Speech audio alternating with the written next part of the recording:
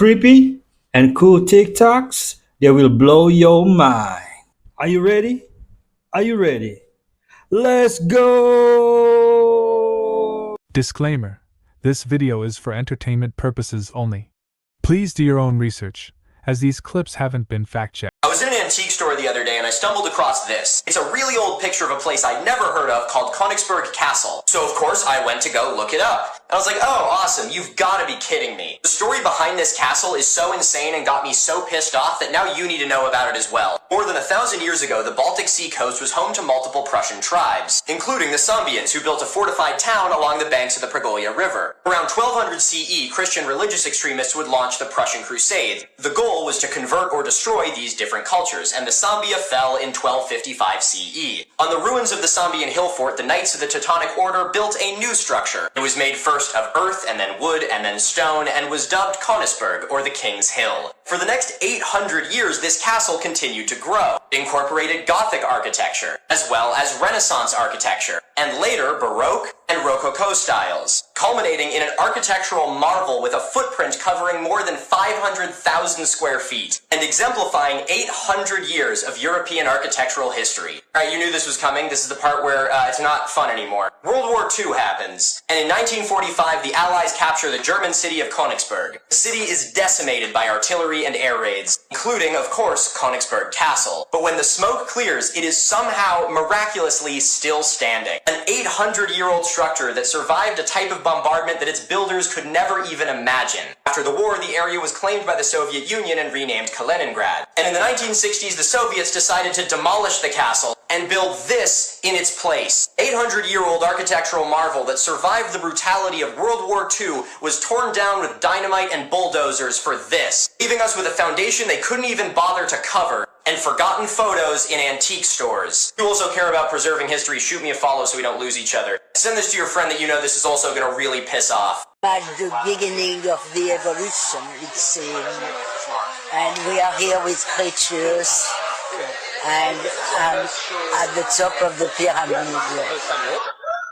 She looks like something out of Mordor, you know, from Lord of the Ring. Glavor Shaddai says, how will believers recognize the Antichrist without being deceived? It's going to be very clear.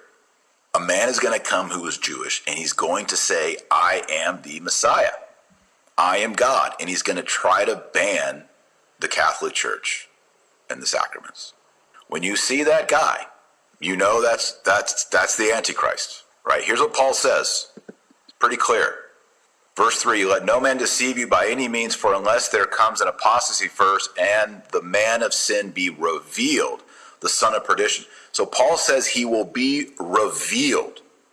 Christians are going to know this is the man of sin. This is the Antichrist. He has been revealed. We have had a massive apostasy, and now there's one guy who lifts himself up above all other religions, including Christianity, and says, I am God. Worship me. Right, you're gonna know. Accept Christ as your Lord and Savior, you'll be filled with the Holy Spirit, and the Holy Spirit will tell you. So in 88, they found the Ark of the Covenant? Allegedly. Do you know anything about the Ethiopian church that supposedly has the Ark of the Covenant in it? Yeah, I've looked into that. What's interesting is the CIA allegedly located the Ark of the Covenant. Remote viewed? They remote viewed it. You can in pull it up. Ethiopia? No, not in Ethiopia, but it was in a Middle Eastern country. They weren't able to locate the actual. I think the New York Post did an article on it where they actually have the handwritten notes on the Ark of the Covenant location. This is wild because it actually goes into descriptions of angels too. But what year was this project? 1988. 5 December 1988. Wow. What's the deal with this weird forest? And why are there tens of thousands of them? Some of them are tiny, others are absolutely massive, and almost all of them are completely surrounded by farmland. Wouldn't be a bad guess to say that it's like a timber lot. But what if I told you that this is one of the most interesting types of church in the entire world? They're known as Ethiopian church forests, and both their history and modern practice are absolutely fascinating. Ethiopia is actually one of the oldest Christian nations in the world, with the church here dating back to around the 4th century. Many of these early Ethiopian Christians believed deeply in the power of solitude, and so churches and monasteries were established in mountainous or forested areas. This association, potentially combined with earlier pre-Christian beliefs, led to the idea that God was a part of these forests. As this tradition went on, people came to view the forest as an equally sacred component of the church that sat within it. They were taken care of and protected and became community spaces, becoming a place of worship, education, celebration, and shelter for those in need. But in the modern world, these church forests have taken on an entirely new level of importance. It's estimated that in the early 1900s, Ethiopia was more than 40% forested. It's estimated that today that number has dropped to only around 5%. But these churches have become a saving grace. There's believed to be upwards of 35,000 of them in Ethiopia. Some only encompass a few acres, with others encompassing hundreds, like this one where the forest is believed to be more than 1,000 years old. Beyond just protecting old-growth patches of the rare Afro-montane forest, these churches have had massive benefits for the land around them. The healthy forest ecology helps control pests in the surrounding fields, themselves a symptom of a system that is out of balance. But most importantly, their intact ecology allows them to retain water, creating little islands of Eden in a decimated garden. And I think there's something to be learned here, and maybe this isn't the only way. If you think this is inspiring, sauce me a follow for more like it, and send this to your friend that you want to start a commune with. That is awesome.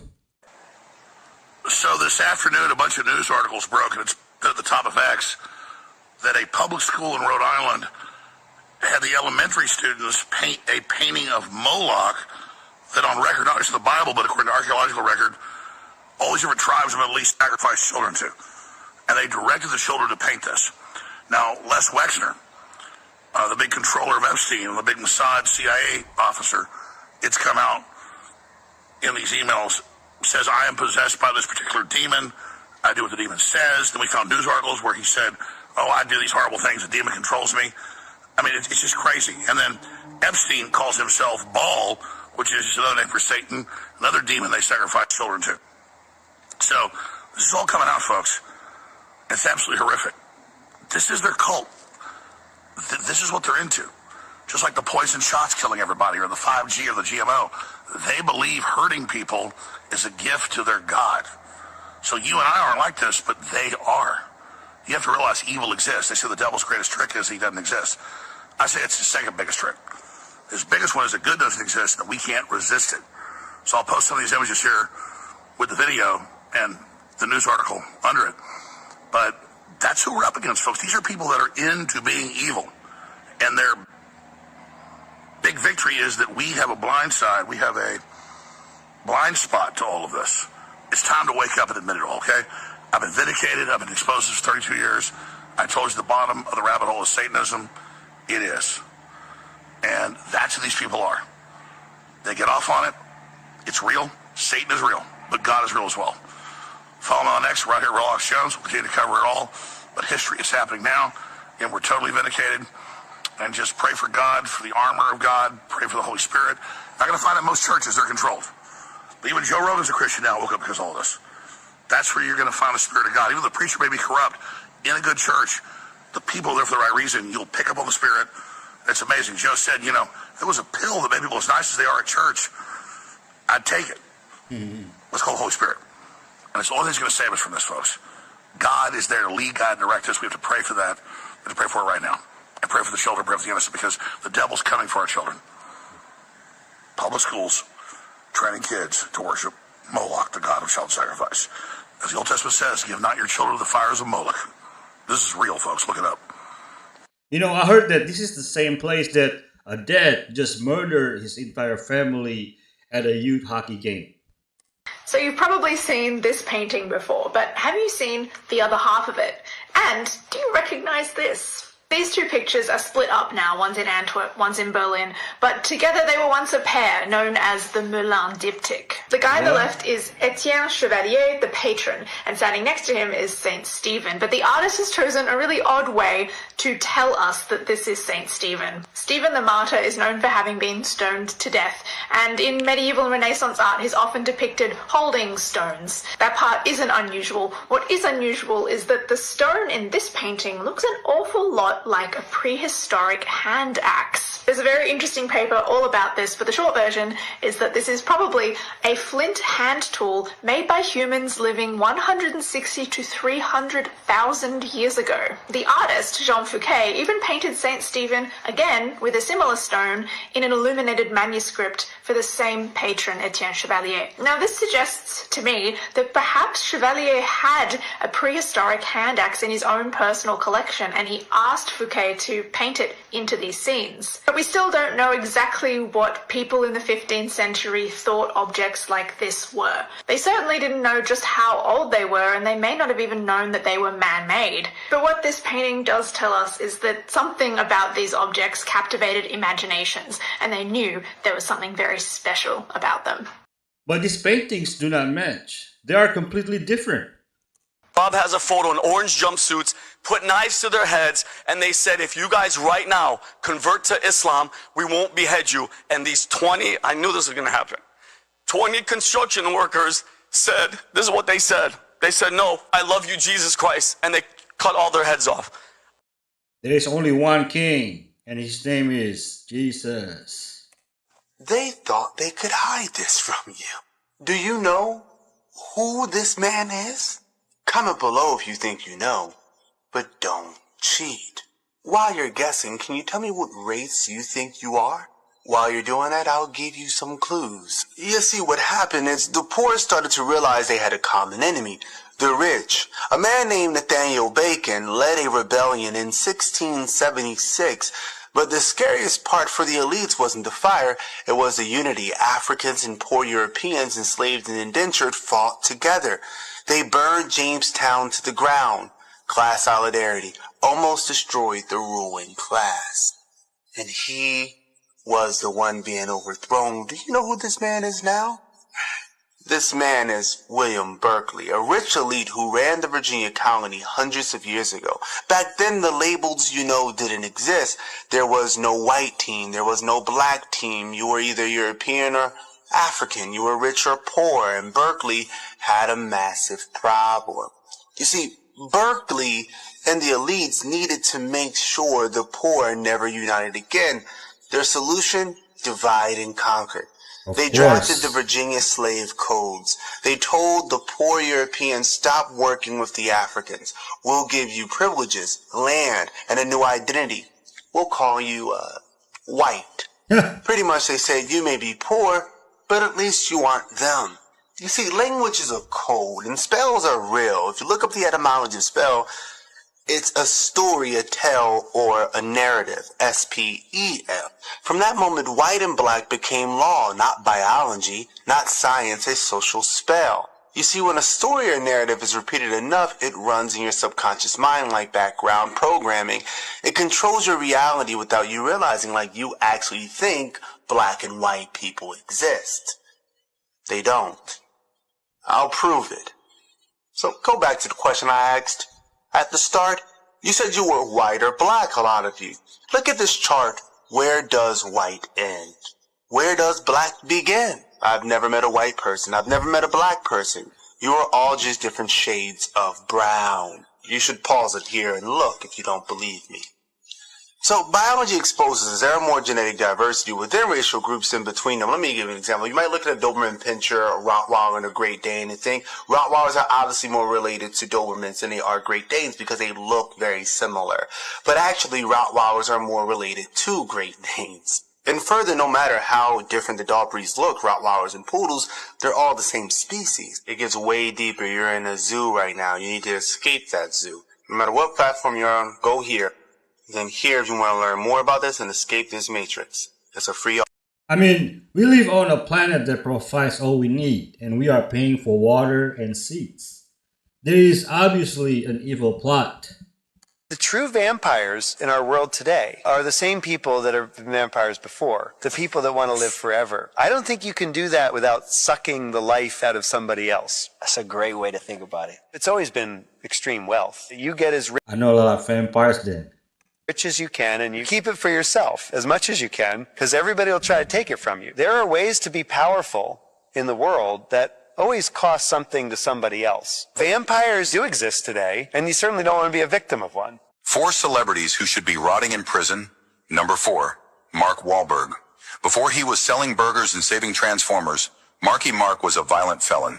He beat a Vietnamese man so badly the guy went partially blind. The charge was attempted murder. The sentence? A measly 45 days. He spent more time filming Ted than he did in a cell. Number 3, Vince Neil. The Motley Crue singer drove drunk, crashed and killed his passenger, Razzle from Hanoi Rocks. A normal person would get 10 years. Vince got 15 days. He literally served 2 weeks for a human life. That's not a sentence. That's a bad vacation. Number 2, Caitlyn Jenner. What? She rear-ended a car on PCH, pushing it into traffic where the driver was killed instantly. Most people would face vehicular manslaughter. Caitlyn faced 0 charges. She paid a settlement and went back to playing golf. Number 1, Matthew Broderick. This is actually sickening. He drove the wrong way in Ireland and killed a mother and daughter head-on. No. He faced 5 years. Instead, he was convicted of careless driving and fined $175. 2 lives were worth the price of a fancy dinner. He definitely sold his soul. These are actually all true except Mark Wahlberg. He also was charged with many more crimes. You see the portrait of King Charles III. It's a big red portrait which currently hangs in Buckingham Palace. Oh, I have seen that. It's crazy. If you take a quarter of it, invert it, flip it, add a bit, and squint, it looks like a goat devil. That's 100% a goat. They did it on purpose. Just the photo by itself, like, hey man, what the are you doing? Right.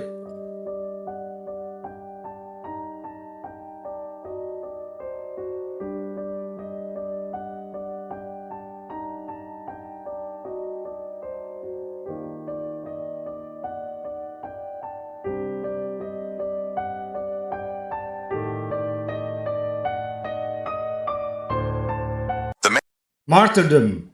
The man who captured these photographs vanished mysteriously in 1906. He left behind something impossible. 374 images documenting a full journey through hell, purgatory, and paradise. His name was Franz Alessandro von Hohenberg. The images were found decades later, in 1966, by Pietro Bernardi, a Vatican archivist, sealed inside an old wooden crate. Inside it, he discovered a damaged diary and hundreds of photographs showing demons, the circles of hell, the mountain of purgatory, and even the celestial spheres of paradise.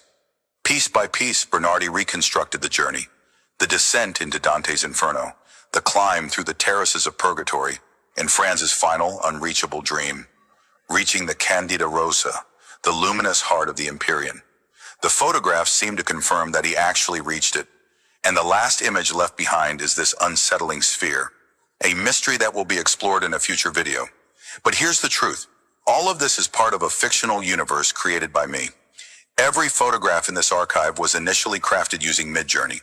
After hundreds of attempts and a careful artistic and photographic selection process, editing, and redrawing, I arrived at the images you see on this profile.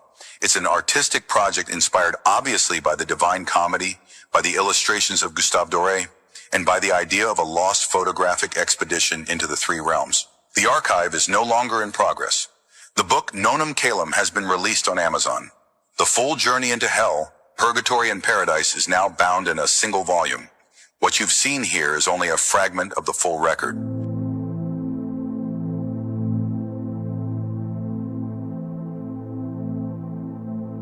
Wow.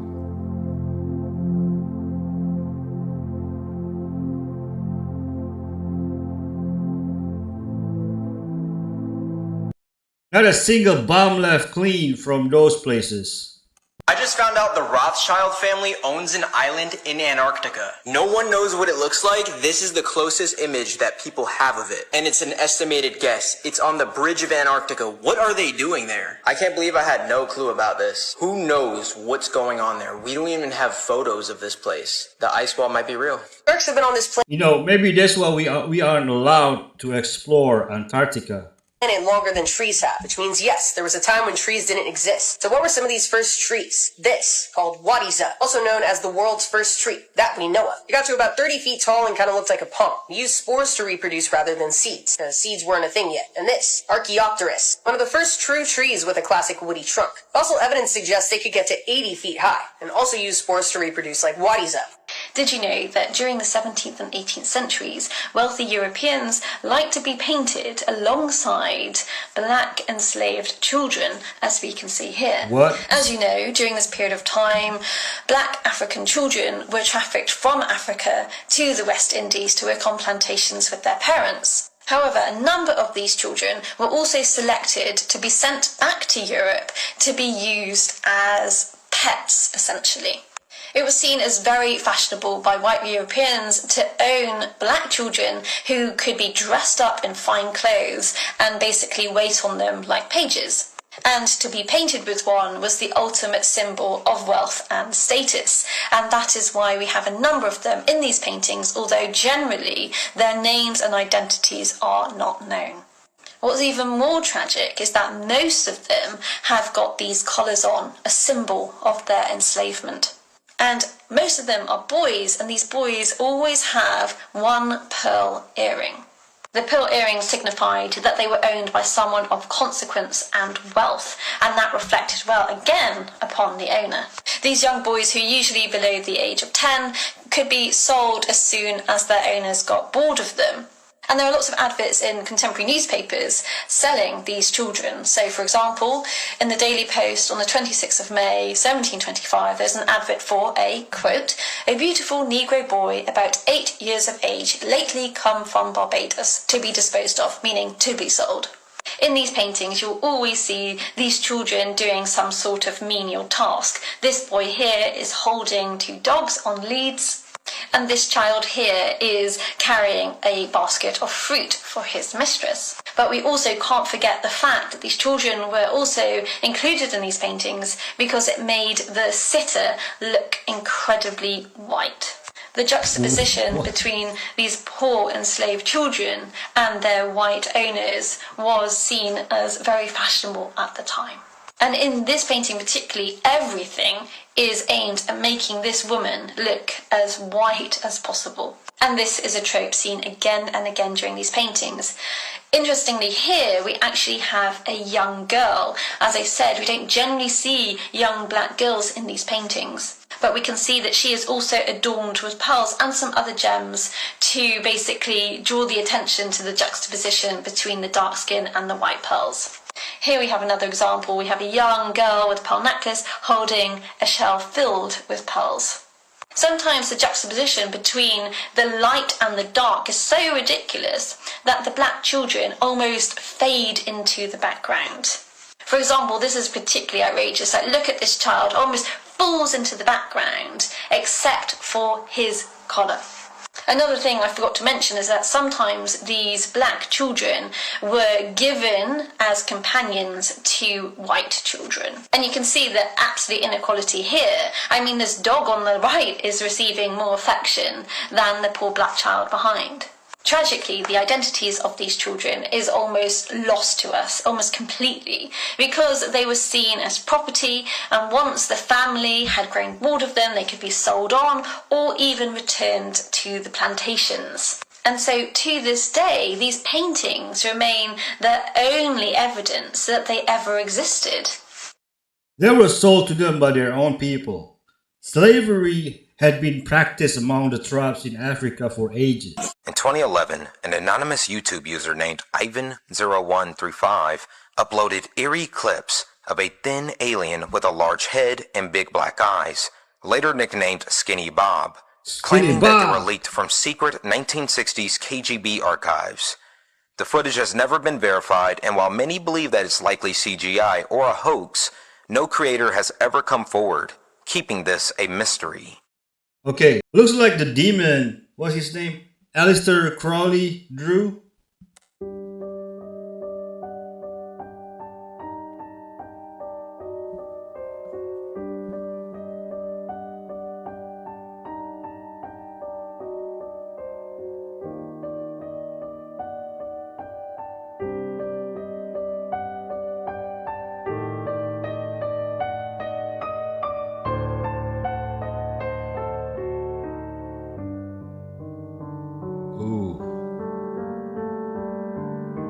So, where is all the dirt that was dug?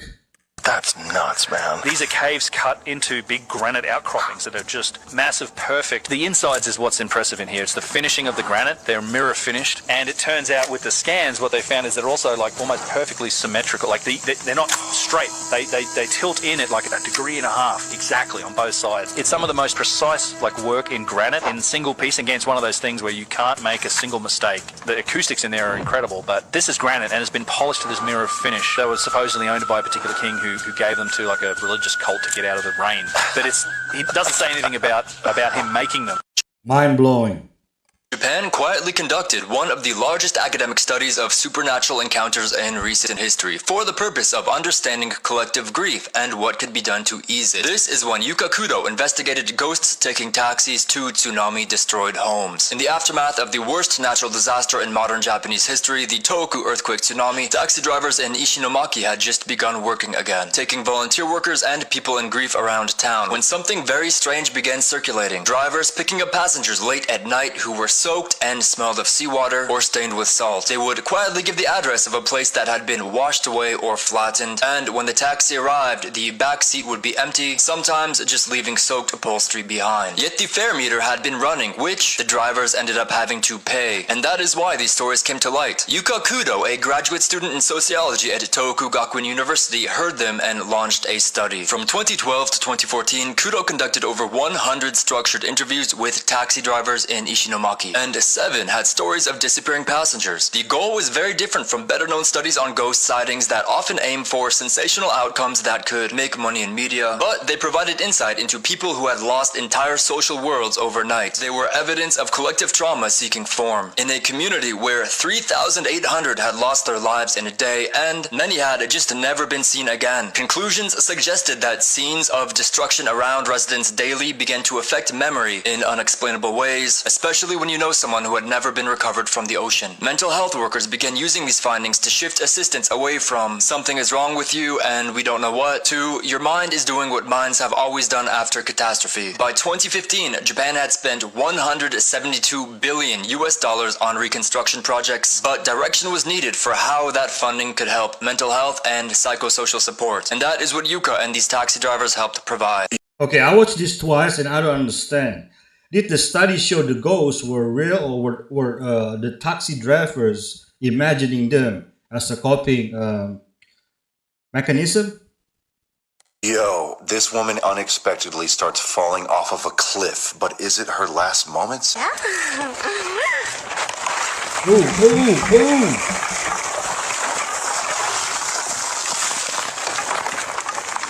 How? Did you catch that though? Did you catch the secret message? Listen to this guy cook. Hold up. Did you catch it? You missed it. It's okay. Listen, she falls off the bike and she starts to slide down the mountain, right? And all of us, even me, are thinking the same thing at this moment. She's about to fall off the cliff. But look again. She slides and she stops. Right before the cliff. Here's the message that you might have missed. Sometimes the miracle isn't the fact that you didn't fall, but it's the fact that God put a limit to your fall. My God. Sometimes God doesn't stop the fall. He just makes sure you don't fall all the way. And check this out. If you're watching this, it means you may have failed, but you're not falling. That was really good.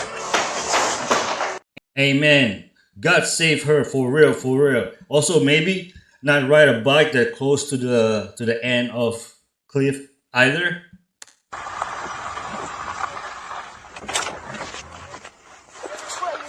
¿Ah? ¿Me puede ayudar? ¿Qué pasó? Es que yo venía con un grupo de personas y me dejaron botado y no sé dónde están. ¿No sabes dónde están? ¿Te dejaron solo? Pues claro, me dejaron botado. ¿Te dejaron solo botado? Solo. ¿No vienes con mami o con papi o con alguien? ¿Ah? ¿Vienes con tu mamá o tu papá? Nadie. Yo venía en un grupo que venía de entrega con usted y al final me dejaron botado y venía aquí a pedir auxilio. ¿Te dejaron botado y te dijeron que vinieras a pedir auxilio? No, yo vengo porque si no, ¿por dónde me voy a ir? Allí voy a dejar y tal vez me pueden robar, secuestrar o algo. ¿Te pueden robar? ¿Tienes miedo? Okay. Ahorita hablamos, ¿ok? Poor child. Kids don't deserve this. So the U.S., since Trump's administration, has been giving Mexico a list of guys that they need gone. And it's now time for America to wage war on the cartel. Here's El Mencho. Friday night, his girlfriend is going to visit him. We've tracked exactly where he's at. Saturday, she leaves. Sunday, Mencho's captured and killed. You go into this house, though, you're clearly finding things that do not line up at all. This wasn't just like, oh, I just took a glance. We were looking. There was a firefight, for sure. Did it look like the remnants of an operation to capture El Mencho? No. These are 50 caliber shells, but there's absolutely no damage in this house. Oh, they were defending themselves and there was a massive shootout. There's not a single bullet hole. There's not a single shattered window. Nothing. That was the story. Now, I don't believe that. Okay. Next on our list of labels given to us at birth is our sex. Yes. Now, one might assume that this would be a rather easy label. You're either male or female, right? But no, it's not quite that easy. Because sometimes the creator, or the universe, puts female energy into a male body, or male energy into a female body. And the label that we have created for those people is gay. I can just hear the religious people's response to that one, with, of course, the exception of the Buddhists, who are much more enlightened and don't have a problem with it. Oh, don't mention the gays. Oh, no, you're going to go straight to hell for that. Want to learn more? Watch full episodes of my show on YouTube or Spotify. Links can be found at www.madmarktv. Thank you for your wisdom, White Gaddafi. Okay, you know how Iran just allegedly, some hackers struck a company called Stryker, which is like a medical company in the United States? It was a cyber attack, right? Well, many people are actually preparing for the real potential of a cyber attack because that's what's being purported right now. But many people are pointing out the interesting situation that happened 7 years ago when Klaus Schwab said this. Sufficient attention. Sufficient, not insufficient. Frightening scenario of a comprehensive cyber attack, which would bring to a complete halt the civil power supply. That would not be good. Hospital services, our society as a whole. Now, we may have just got an inkling of this from Iran expands war with major cyber attack against U.S. company. A logo of an Iran-linked group appeared on devices of employees of medical technology giant Stryker. Now, apparently Stryker, by the way, makes neurotechnology. That kind of sounds like, what is that, brain implantable microchipping action? I'm pretty sure. But anyways, are we seeing slowly a warming up? The pot is slowly getting warmer of the water inside of it towards a actual legit cyber attack. Which, by the way, isn't it insane that like 60, 70, 80 years ago, there could be a cyber attack, nothing would matter, it wouldn't even do nothing. But now we're so dependent on this entire technological system, payments, food. No one grows their own food anymore. We got to go to the grocery store. You see what I'm saying? Things changed pretty rapidly. But let me know if you think one might be coming around the corner or not, or if they're just kind of trolling us. Now, I can tell you, with all the craziness going on in the world today, the deceptions, the psyops, the stuff that's going on with the food and water supply, it has never been more important to be of sound mind and sound body. And right now, Chalk is giving away free $100 bags of the organic heirloom cacao from Bolivia, the chocolate powder, which is super detoxing and delicious. It also stimulates stem cell production. And if you combine that with the hot water purified Shilajit, you're getting some of the most potent superfoods in the natural world. Comment free below and check your DMs for details. Cyber attack will bring us to the streets to do some real damage to the system. All right. This photo was taken at a place called the Old Stone Face in Pipestone National Monument in southwestern Minnesota, a sacred indigenous landscape where native people have quarried pipestone for ceremonial pipes for over 2,000 years. In this image, a figure seems to appear, resembling the apparition of a native person gazing over the cliff. Is this a genuine paranormal capture? I guess he wanted one more smoke. It was the moment he asked God to punish the demon. It was the first time I did it, and it wasn't about the demon. It was like, I hope I don't do something stupid. But then the only other time was in a case that I worked on where the demon he just would not obey what I was telling him to do. So I just mentally said to God the Father, I said, punish him in a way he's never been punished before. And all of a sudden, the woman who's possessed just goes down on her knees, completely manifests into literally looks exactly like this demon. And all of a sudden, he just screams out this horrific painful scream. But it wasn't loud, not much louder than you and I were talking, but it was the type of sound that Hollywood could not recreate. It was the type of sound where it literally reverberated throughout the entire church. And when I looked at his face when the demon was screaming, the thought that ran through my mind was, that's what hell looks like. Ooh. He finds out he can't buy diamonds in Botswana. I want to buy one of these diamonds. You'd have to talk to De Beers because we don't sell. We only have 2 customers. So but I can't be a customer. In case you're wondering why Speed was unable to buy diamonds in Botswana, let me take you back to 1880. In case you've forgotten your history class, come to the front. Does the name Cecil Rhodes ring a bell? This is the man responsible for the British colonization of majority of countries in the southern part of Africa. And he's currently buried in Bulawayo, Zimbabwe. He was the Prime Minister for Cape Colony, modern South Africa, from 1890 to 1896. He was responsible for the colonization of southern Rhodesia, modern Zimbabwe, northern Rhodesia, modern Zambia, and Bechuanaland, modern Botswana. Today our focus is on Botswana. This man buried here founded De Beers Consolidated Mines in 1888. They came up with a monopoly strategy stating that diamonds could only be sold through De Beers Central Channels. 137 years later, diamonds can only be sold to De Beers for global distribution. You see these big rocks on his gravesite? Africans were chained and forced to carry those rocks to his gravesite. And this is the chair he would sit on and relax after committing atrocities to Africans. Why are the largest entertainers of our time selling you messages like this? Or like this? And even like this. They go on late night comedy shows and push shit like this. They want to humble you with their horns as they try to entertain you. No, they always seem to start out innocent looking, acting, and then Hollywood happens. Just look at the difference before and after. Before and after. They'll do anything for ratings, entertainment, and just to get you captivated. Indoctrinate your children any way they can. Some entertainers are so insecure, they'll try to recreate it decades later. Some just accidentally show their boobies. Ooh. Remember how controversial that was? And then there's the dark side of Hollywood.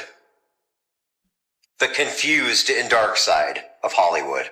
And that goes for you too, politicians that have been accused of many crimes.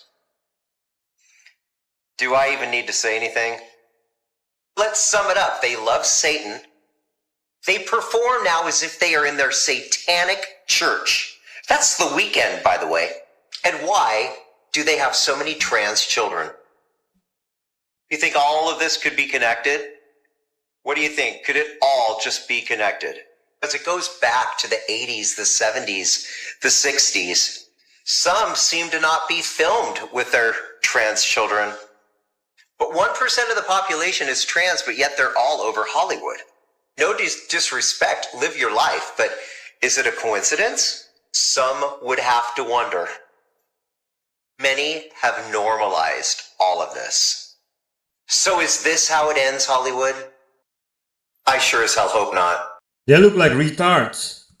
Destroyer spaceship. We know these can't be physical craft coming to the Earth because they would have to travel so far, and if they were to travel at a high velocity, the beings on board would be killed. But we're dealing with something that's not subject to these laws of physics, and angels fit into that category. The other thing that's interesting is the closer the encounter that people have with UFOs, it's 100% deleterious. Nobody has a positive experience. And which is why I believe it's the fallen angels that are responsible for this phenomena. And I think what I write about in the book is that you see a correlation between the degree of occult activity in an individual's life and their UFO experiences. And I end the book by saying this is scientifically testable. Close the doors to occult activity. That will be the end of these UFO experiences. If you want to learn more in depth about aliens and UFOs, be sure to check out this video on my channel where we cover it all. The Great Deception. Vatican represents the real powers of this world, not Jewish at all. The Jewish yarmulke, that's a Catholic symbol, not Jewish. So you need to understand that if there's a conspiracy going on, it's Rome. If there's ever been a truth on this earth, the Vatican is behind the demise of America and the whole world. All you've got to do is look at Washington, D.C., and understand that Caesar, the seat of power for the Roman Empire, was called Capitol Hill. And that's why we today have a Capitol Hill. And the word capital is a Latin word for money. And always money had a dome. It's called domus. It's the power, dynamite, domus, the power of money. And consequently, that's why our capital has a dome, the Capitol Dome. And under the domus, you have the Senate, the United States Senate. No, the Roman Senate. And on both sides of the presidential podium where the president stands to give his State of the Union message, on both sides are 8-foot-high fasces, a bundle of sticks with a hatchet head. They are Roman symbols for world fascism. You see, Rome never fell. They went underground and became the church because the Romans found out that the true power is not in an army or war. The true power is in belief.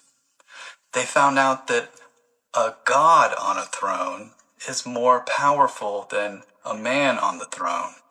And the power went from Caesar to the Pope. They found out that with religion, you didn't have to take anyone's land. They would give it to you, pay for it, and defend it in the name of salvation. Nothing that came out of Rome is holy in any way. Rothschild bought them again. Sorry. Don't apologize. Don't apologize. I thought I could handle it. Really assaulted by my father. As a 7-year-old, I would have said he touched my private parts. Mm-hmm. Okay. Okay. Which I did say. All right. All right. As a 32-year-old, he touched my leg and with his finger. What? Where was your mother? She went shopping that day. And then after you told her, what happened? She was upset. My first impulse was that I had done something wrong. She said, "Why didn't you tell the doctor what you told me?" And I told her that I was embarrassed. And then we went back in. You went back in and then you told him? And I told the doctor. The same thing that you had told your mother? Yes. Except every step of the way, my mother has only encouraged me to tell the truth. She's never coached me. He often asked me to get into bed with him when he had only his underwear on. And sometimes when only I had my underwear on. I was already traumatized. Here's the thing. I mean, outside of a court of law, we do know what happened in the attic on that day. I just told you. And who is interviewing her? Oprah's best friend. Oprah, who was also involved in child disappearances. Pizza night and all like that. They throw some baby oil in there.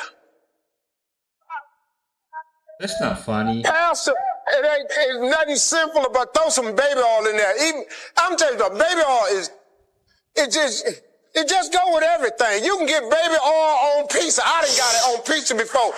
I don't think people realise how wild this actually is. We all remember the memes, but look at the date. 2015. Over 10 years ago, this was family television. This is Dixie.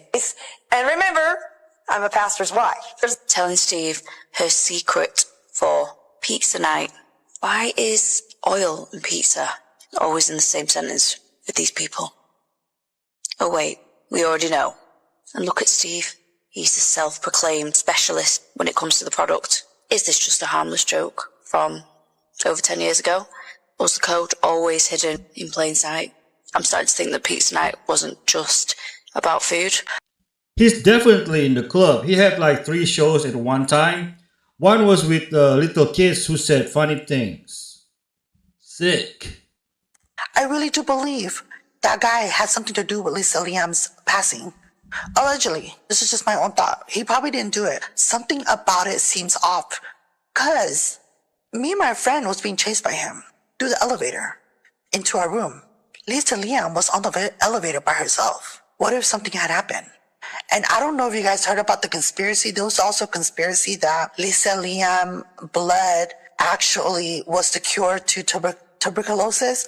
I remember I was watching these conspiracy videos where they said Lisa Liam blood somehow, if you spell it on the periodic table, it becomes a cure for tuberculosis. And the people that was drinking the water inside the hotel, allegedly, like I said, this is all alleged, people inside the hotel was actually there for a meeting for the tuberculosis, and somebody offed her, and they all drank the water from the water tower and they all got cured from tuberculosis. I don't know if it's true. You know how conspiracy videos are, but sometimes when you're watching these videos, it makes sense.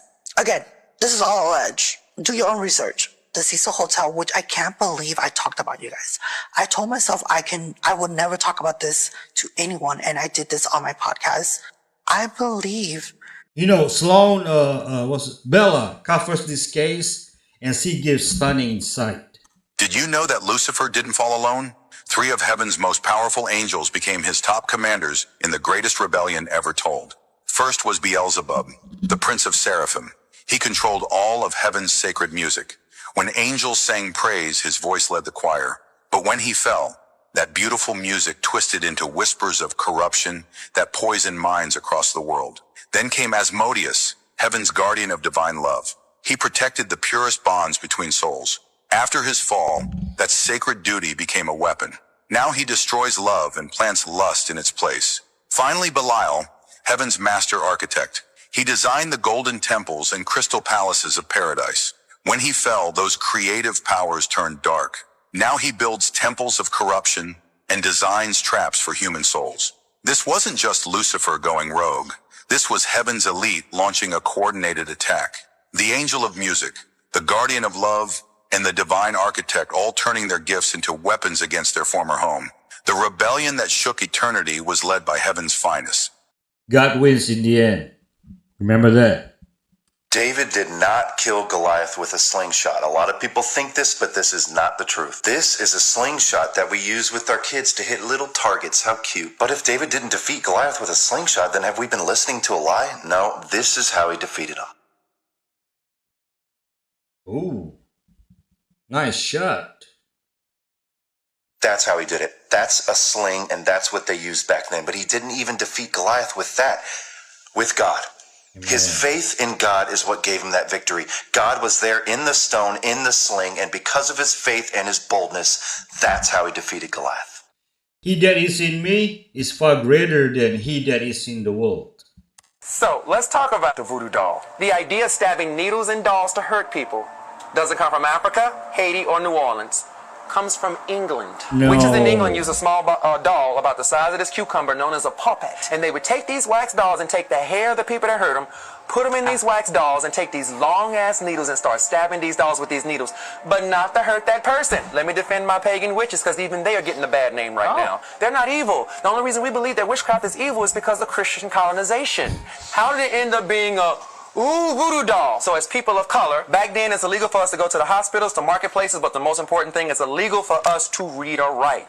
But I'm the voodoo priest. You come over to me, little cousin, you say, Ruby, I got a headache and this headache will not go away. Okay, I'm going to dab a little lavender oil right there under your nose. I'm going to start making a doll that looks I'll do it. I'll make a doll that looks exactly like you to the best of my ability. Once we're done, I take a needle and put it in the head of the doll. I'm going to take that doll and put it up there on the shelf. Then you can go home. So the next week when you come back to see me, you can be like, Roby, that's my doll up there. That's the doll we made together last week. And I take that doll off the shelf and I see there's a needle that I placed in there in the head of the doll. So I'm going to ask you, the last time you came to see me, I see I worked on your head. Is your head feeling better? If you say your headaches are gone, I'm going to remove that needle out the head of that doll because the chamomile stuff worked. But if you say no, I'm going to leave the needle in the head of the doll because what I did didn't work. The voodoo doll is a record-keeping device. It's a medical chart. It's illegal for black people to read or write. Whoa. That's it. Really? That blows my mind. Learn something new every day. This guy makes a serious mistake in front of his North Korean tour guide. Okay, I think, can I have his name? Oh, this guy just wanders off from the group, and as soon as tour guides notice it, you can see she's kind of Andre. Panicking. You can see it. You can see she's like, oh, what is he doing? Andre, they're gonna shoot you, man. Can I have a name, please? My name? Andre. Matt. Andre. Andre, okay. Now it's time to go to Singapore. Why do you think she asked his name? Yeah, that's a really good question. If you were to be in any kind of different countries and you kind of wander maybe 6 feet away, they don't even care. I feel like she's gonna take points off maybe report him. He wouldn't get in jail for it, I wouldn't assume, but he would be questioned. Could she get in trouble if he wandered away? Oh yeah, absolutely. That's like only her job, is to actually keep foreigners in group. Okay, here please, we go back to the Pueblo. It's like mischievous. Don't laugh. Smile. But I feel like that was just an honest mistake. He's like really mindless, just wander off like a couple of feet. But he just got put back in the line. As we would say in elementary school, ooh. Ooh. Oh, why do people go visit there if it's so dangerous and bad? They are gatekeeping baking soda. These benefits will astonish you. Anti-cancer, kills inflammation, fixes sleep. It's a dirt cheap super medicine. Baking soda neutralizes the acid that feeds disease. Just 1 teaspoon per day has been shown to slow tumor growth and suppress metastasis. It lowers full body inflammation. Daily sodium bicarbonate increased anti-inflammatory T cells, decreased pro-inflammatory macrophages, activated the vagus nerve. It also raises nitric oxide availability in your artery, which means better circulation, more oxygen delivery. If you're struggling with bad sleep, it might be your pH. Acid buildup spikes nighttime cortisol. 1 teaspoon before bed gives you smoother cortisol rhythm and deeper, longer sleep. Comment soda, and I'll send you my free baking soda protocol guide absolutely free. And that's why, if you look at the percentage of non-player characters here, it's about 65-70% of NPC. non-player characters. That means characters that were born in some pod-like thing and they've got a draconian AI soul. They're checked out. And you can see that when you walk around, if you go in if you go into a shop or something, yeah, you can see them walking amongst us. So anyway, so they did all that. So they gave them technology. Creepy Row Photos That Keep Me Up at Night, Part 60. This photo was posted to Nephilim Hybrid Council of 13. It's a very important, high-ranking Council of 13 that's making a lot of judgment calls on what's going to happen in the earth from the Kingdom of Darkness standpoint. Many of the things that are happening in the earth are happening because there are programs running that have basically groomed people to cooperate with world events they want to bring about, but through projects, beginning with your MK Ultras and then subsequent things, you have people being inlaid with grooming through these programmers and these projects to have a certain type of response or reaction to, or even be drivers of certain events going on in the earth. This is why it's very important for the Kingdom of Darkness to program many politicians in many countries. Because if politicians are programmed and not deprogrammed, they will actually push agendas that are coming from subconscious programs that were set up by evil powers. Okay, my favorite episodes are when Taylor and Dan come together. I cannot wait to watch it. Holy doors in the Vatican have been closed. They will not reopen until 2033, the 2000th anniversary of Jesus' death and resurrection. The Jubilee of Hope, started by Pope Francis and ended by Pope Leo, has shown the truly universal Catholic Church, bringing millions of pilgrims to Rome to encounter Christ and to walk through these holy doors. Okay, hold up. Satan himself is preaching at this church. Let me prove it to you. What if God worships me? Can you say that with me? What if God worships me? To worship a very big heteronormative white Jesus that we constantly thank for standing between us and a mean God. But really, who, what, when, and why? Worship has become so God-centered. We declare that you are God that worships us. That's how much you love us. She said God worships us, but don't you remember Satan got kicked out of heaven because he tried to get God to worship him? Sound familiar? Ladies and gentlemen, we have exposed Satan himself. I will ascend above the tops of the clouds. I will make myself like the Most High. Those are Satan's words. Doesn't it sound like Satan's trying to wiggle his room into our churches? Oh.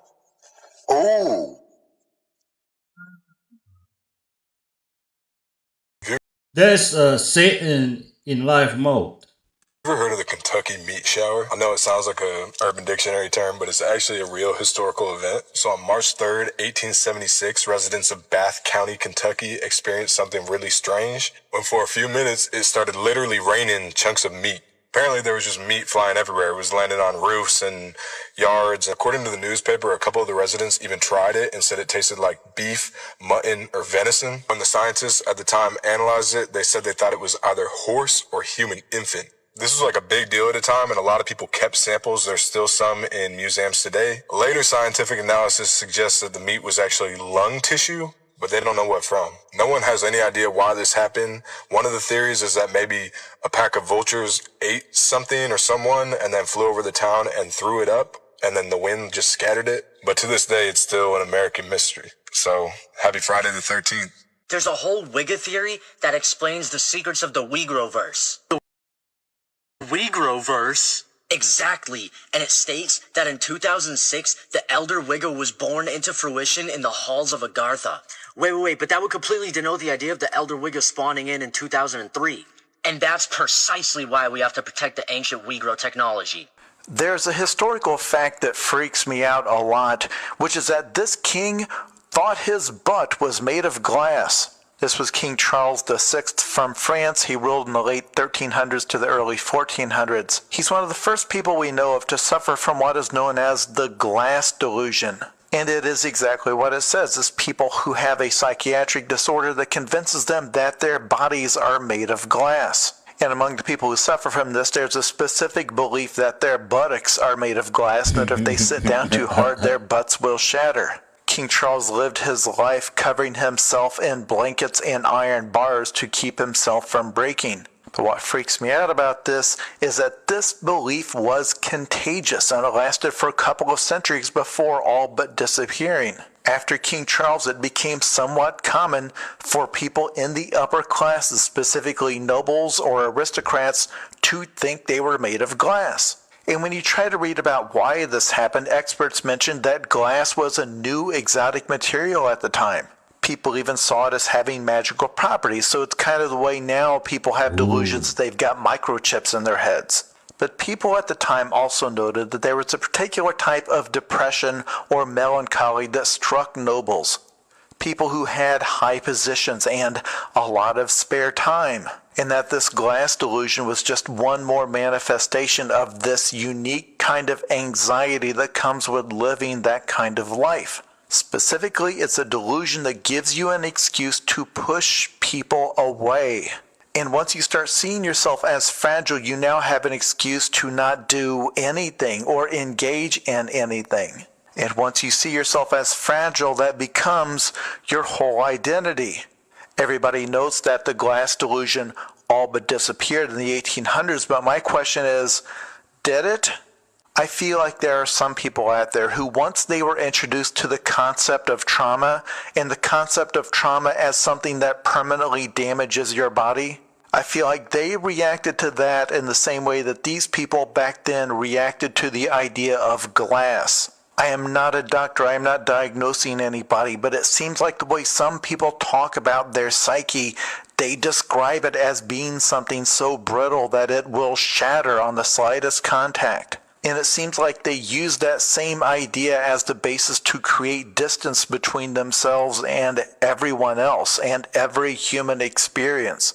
To be clear, King Charles himself was severely mentally ill. He had a lot of different delusions.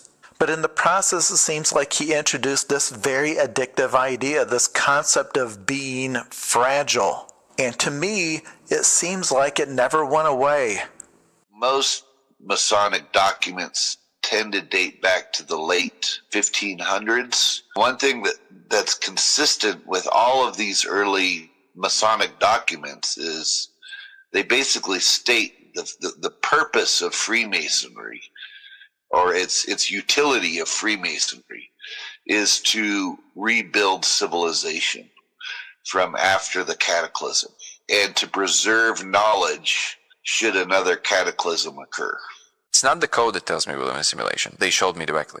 I didn't think of simulation, by the way. I was thinking parallel worlds. But then I started seeing things in the space which show me, like in a factory where they make computer chips, and there's this thing that does the soldering. So I saw this kind of a thing made out of light or something, and it was like doing some kind of a coding or the motherboard of some sort. Then I realized that what they're showing me is that the room is split in half, and that there's the right part of my vision, and then there's the left part where I'm seeing this thing. I didn't realize it at first, but then I realized that, oh, it's tracking my decision making. Did you know? I love it when people take drugs and their brain breaks, and then they all believe they are awakened beings. Many statues of Lucifer show a broken chain on his ankle, but medieval art shows something completely different. Satan bound in chains. So which one is it? In the book of Revelation, chapter 20, Satan is described as being bound for 1,000 years so he can no longer deceive the nations. And when you look at medieval manuscripts, cathedral carvings, and church art, what do you see? The devil chained, restrained, imprisoned. That imagery wasn't random. Many early Christians believed Christ had already defeated Satan and was reigning. Some theologians, like Augustine of Hippo, even taught that the millennium was the current age of the church. In other words, Satan was already bound. But Revelation says something else. After the 1,000 years, Satan is released for a short time. A final period of deception. Now look again at modern Lucifer statues. The chain is broken. Not fully gone, but snapped. Almost like someone was bound and then released. So the question isn't just about statues of art. The real question is this. What if history already passed through the millennium and we are now living in the little season of deception? Who cares about Satan's dirty little tricks when we have our Lord and Savior Jesus Christ?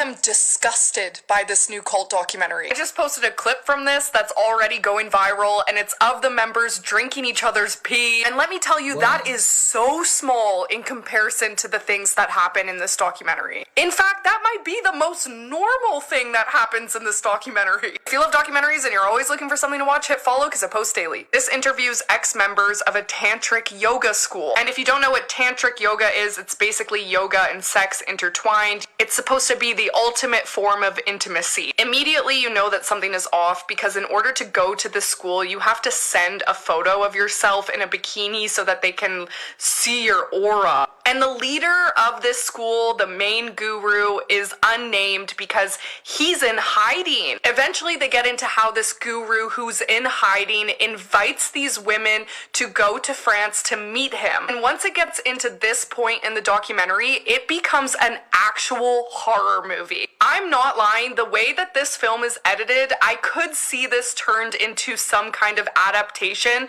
because it is that scary. These women are expecting to go from their Romanian school that's all just women to fly to France to meet this guru that's been talked up, and it's going to be this magical, beautiful experience, and it ends up being a garbage dump with a ghoul at the bottom of it. And then they all line up waiting as they have sex with him one by one. And if they don't, they're punished. I'm trying really hard not to give away too much here because I want you guys to go see this. It is foul. I'm going to show a picture of this guy because I don't think that he should be hidden. This is him. He is a disgusting gremlin. And honestly, yes, this is cultish in a lot of ways, but I think that this is more like the most blatant example of human trafficking, sex trafficking that I've heard of other than like Epstein Island. I'm really in shock from this documentary and I was not expecting to hear the things that I heard here, but bravo to the team that made this docuseries. It's really hard to pull a docuseries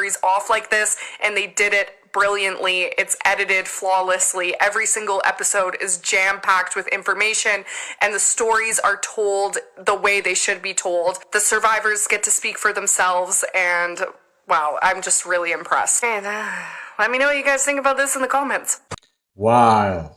Prince Andrew has a collection of teddy bears. Of over, I think it's 1,000 teddy bears. According to former employees, Andrew kept around 50 to 72 stuffed toys in his bedroom, many dressed in sailor outfits, and maids were given a laminated guide showing exactly where each toy should be placed. If the bears were not arranged in the precise order he liked, he would reportedly scream and shout at them. Whoa. So listen, now okay, are these bears put in certain things because they're like trophies? They could be. Because, if they're missing an ear, maybe it might remind him of that victim. If the eye is missing, that's obviously that victim. And the common outfit for little boys was a sailor outfit. In the Epstein files. Yeah, fam. This is not random stuffed animals. As a grown man, why would you have 1,000 stuffed animals? Serial killer trophy.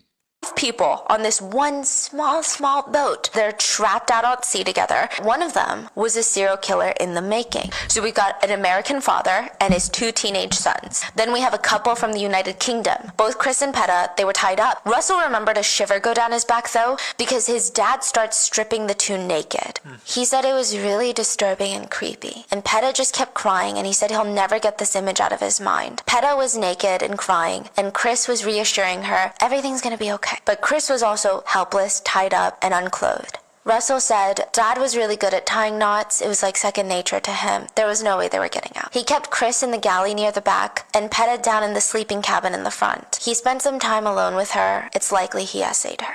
The couple had been tied up, mentally tortured for the past 24 hours. Peta was in a shocked state and she's crying, but she's not talking. Chris just kept reassuring her all day, it's gonna be okay, it's gonna be okay. And then it was silence. Nothing but water and the boat and the wind. Finally, Silas stops the boat. They are out in the middle of the ocean. Silas walks up to Chris, pauses, lifts him up off the deck, and throws him into the water. And the heavy machinery is like flying in behind him, and it's clinking. Peta was still on the boat. She was frozen in confusion, in fear, and then Silas walks up to her, ignoring her screams, and throws her overboard too. They said that the way that he threw the couple in, it reminded them of like throwing away trash. You're just throwing things you don't want off the boat. It was so callous. And they said that they would never forget the sound of Peta when she was drowning, and she was screaming for Chris, and they could see the air bubbles in the water. They stood there in silence for 4 minutes until there were no air bubbles, until the sea was completely calm, and Silas just turned to his kids and said, okay, they're dead now, and he starts sailing off. Silas would go on to tell his children that he had to kill them next, but because he was a loving father, he would make sure that it was utterly painless, because they had witnessed the murders. He told them that? Yes. And that night he got drunk and said, I'm gonna do it tomorrow. I'm gonna kill you guys tomorrow, so whatever prayers you have, get it out tonight. And then he sat there and told them everything that he's done in his past. He confessed to at least 10 plus murders, and before they get off this boat, he would kill another 2 people, another couple. He didn't end up killing his kids, but he did tell them, by the way, your mom didn't run away when you were young. She's not missing. I killed her, and now I'm gonna kill you. If there's a heaven, you can go find your mother. This is unbelievable. That's just insane. Thinly layered, thinner than a human hair or whatever, micron layered. Yeah. This one sample is engineered in layers thinner than microns through a process unknown on Earth and for a purpose we can only guess. Multi-layered bismuth and magnesium sample. Bismuth layers less. This is how put off. Than a human hair, supposedly picked up in the crash retrieval of an advanced aerospace vehicle. Nowhere could we find any evidence that anybody ever made one of these. Okay, this is fascinating. Yep, it's crazy. If this is true, this rewrites history. This is the complete 3D model that me and Corrado did, the tomographies that we have done on the Giza Plateau. So it's not just under the Great Pyramid, it's under all 3 pyramids. And also the Sphinx. And also the Sphinx. Yes. Do they go down to a uniform depth? Yes, absolutely. At the end of the structures of these tubes that are going down, there are huge chambers. Wow. Stop talking and start digging.